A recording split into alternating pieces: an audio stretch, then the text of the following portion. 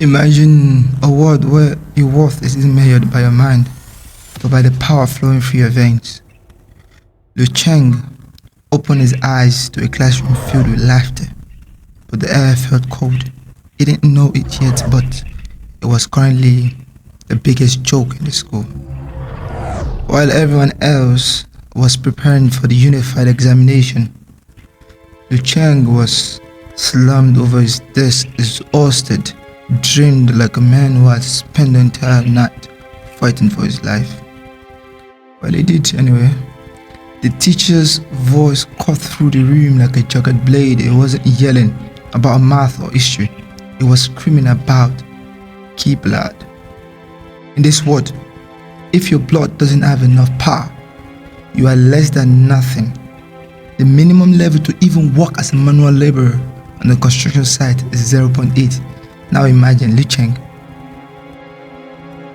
is a failure sitting at a pathetic 0.7. The humiliation was thick enough to choke one. At the peak, his classmates didn't even see him as a rival anymore. To them, it was just a ghost taking up a seat. As they said, just let him sleep. They mocked their voices, dripping with cruelty. Only comes from looking down on the weak. They thought he was lazy. They thought he had given up, but they didn't realize that every time Lu Cheng closed his eyes, he wasn't just nappy. He was being pulled into a nightmare that felt more real than the world he was sitting in. But the bell rang and the classroom emptied. The silence felt heavier than the insults. His only friend, Lu Qiming, leaned in with a look of genuine dread. "Do you have another one?" he asked quietly. He didn't answer. Could explain that while they were studying, he was trapped in a vision of a dying world. The teacher walked away, his disappointment leaving a bitter taste in the air.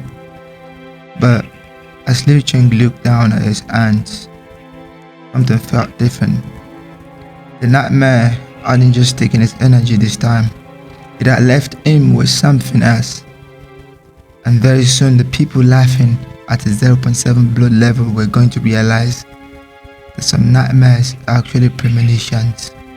Walking through the city, it didn't feel real. It felt like the world had split into two layers and he was struck on the wrong one. Neon lights burned above them, stretching across massive screens showing heroes, legends, and people who seemed almost inhuman. Every step they took only reminded him of the distance between strength and everything else. A woman rushed past the street without slowing down. She carried an entire shipment on her shoulders, like it weighed nothing. No struggle, no effort, just power. It stopped for a second. When did life become something only the gifted could move through freely? Because for him sometimes, breathing is more like an effort. But the real weight wasn't outside, it was weighing at home. Apartment building looked like it had been forgotten by the world, cracked wall, flickering lights, silence that felt too heavy to be normal. Inside, the smell of medicine exhaustion filled the air.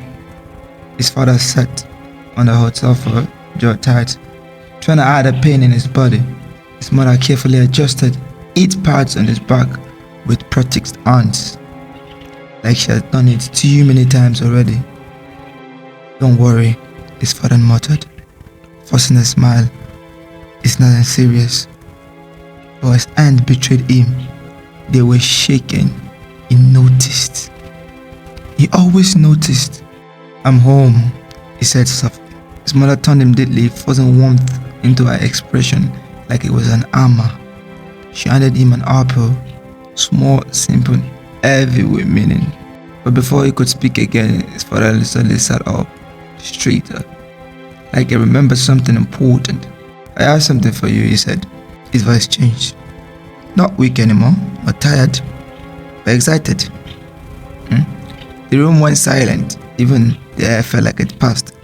His father slowly reached into his pocket. And at that moment, Lu Cheng felt something he couldn't explain. Not fear, not hope, something worse. Like the war I just decided to shift. Liu Cheng froze. This movement his father placed the gift on the table. 2 simple bottles. Nothing special at the first glance, but the faint glow of the benevolence oil symbol made the entire room feel different. This wasn't the medicine, it was hope. Sealed, expensive, and almost impossible to obtain. His parents stood there smiling, not because it was easy, but because it cost them everything to celebrate. To celebrate, his father brought home a small pork head from work. Nothing luxurious, but to them it was a feast. They laughed like it was a festival, like life had finally given them a break. But Liu Cheng couldn't stay there, not fully. His mother's voice pulled him back. Liu, how is your key and blood? Are you close to 0.85 yet? The question landed heavier than anything before it. He opened his mouth, nothing came out. Then the television spoke, cold and different. The announcement hit like a hammer. The minimum requirement has just increased again. It wasn't a race anymore. It was a moving target. And it was already behind. So he stood up slowly, forced a smile, grabbed his bag, and walked away before anyone could see his face properly. His room felt different, quieter, heavier. The weight bar rested in the corner, like I'd been waiting for him, not as equipment, but as a demand. If the world wanted him erased, then it would have become something he couldn't ignore. Indeed. 1, 2, 3, 4. The rhythmic count from the radio echoed through Liu Cheng's room. My bro is following calisthenic basic training. The foundation of every martial artist in this world, but for him, it felt like a mockery. Every moment reminded him of one truth: he was still at the bottom of the chain. This world didn't always look like this. Centuries ago, the sky cracked open and something came through, not just monster, but a rewrite of humanity itself. Genes were forced to evolve, weakness become extinction, and humanity responded the only way it could, by turning survival into a martial path. Now, a single strong individual could split stone like a paper, but strength came with a price, because the monster outside the wall were still stronger, still faster, still hungry. Liu Cheng collapsed against the stressor, breathing hard, sweat dripping down like a swimmer on his body. Just at 3 full cycles, no improvement. His key blood levels remained frozen. Yeah, there was no improvement. His key blood level remained frozen, like his life had stopped progressing entirely. Even worse, his younger sisters already reached 0.9. The gap wasn't closing, it was widening. And at his back of his mind, the nightmare never stopped. They didn't just haunt him, they drained him. His parents kept trying, buying pills they could barely afford, smiling like hope was still enough, but hope didn't reach numbers. Liu Cheng looked at his trembling hands, and for the first time, a thought surfaced: quiet, dangerous, final. Is this really all I can be? Silence swallowed the room, and then something in that silence answered, not out loud, not yet, but it was there watching, waiting all the time. Liu Cheng breathing was broken. Every inhale felt like thin through glass. His body was screaming at him to stop, but it didn't listen. 3 repetitions, then 4, then 5, then 6. His vision blurred. The room bent slightly at the edges and still. One thought kept him moving: I will, and I must. Then the world shattered. The training room dissolved into mist. The smell of sweat was gone, replaced by something older, rotten, dry like a blood that had been forgotten for years. Liu Cheng was no longer standing, he was kneeling in a wasteland under the bruised purple sky. Dead silence. Then the sound behind him roared. Not animal, not a human, but something wrong, something far worse. As he turned, he froze. A creature stood there, a corpse twisted in motion, a soldier's uniform still clinging to its decayed body. Its jaw hung loose, splitting open wider than it should. Rows of broken yellow teeth filled its mouth. It moved. No warning, no hesitation. Impact. Liu Cheng hit the ground hard. The creature pinned him down instantly. Hot breath pressed against his face, heavy, suffocating. It wasn't the first time saying it, but it was the first time it noticed him back, the mouth open, a dark void, ready to erase him, and then something inside of him shifted. Cold, it was sharp, it was aware, telling himself, if today I die, I die. I don't care anymore. Fear cracked, something else replaced it. Lu Sheng's eyes sharpened, saying, don't look down on me. His body moved before thought. Food slammed into the creature's chest, it staggered just slightly, but then he saw it. The shadow around him were moving, more of them. Adrenaline struck like lightning. Lu Sheng didn't stay anymore. He wasn't a student, he wasn't a victim, it was something far more primitive.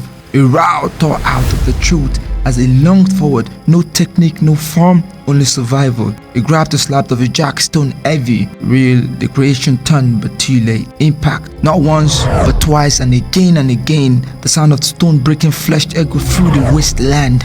Until finally, nothing moved, silence returned. Lu Sheng collapsed beside a corpse, lungs burning, hands trembling. It was over. He told himself that a monster always had a weakness, even this one. But then, the body changed. Dark whips rose from the remains, not smoke, not wind, something alive. They locked onto him before he could react. They struck cold, violent. They burrowed into his chest like they were reclaiming something that belonged there. As Lu Sheng screamed, "Ah! God damn it!" Not from pain alone, but from something deeper. Like reality itself was being rewritten inside him. His vision shattered. He wasn't in the wasteland anymore. Image flooded him. A military base, a future battlefields, a man standing on the shore in the world he had never seen. Uniforms, orders, wars that had not yet opened, 10,000 years ahead. And then the truth landed. This wasn't a survival, it was an inheritance. And something inside of him has just been unlocked. The person called Lu Sheng was no longer intact. That's how the adventures of the legend begins. A boy with a 0.7 key blood. A boy being mocked for being weak. So if you wanna get more on the next part, subscribe, like, share, and turn off your notification for the next part. I'm you. Thank you.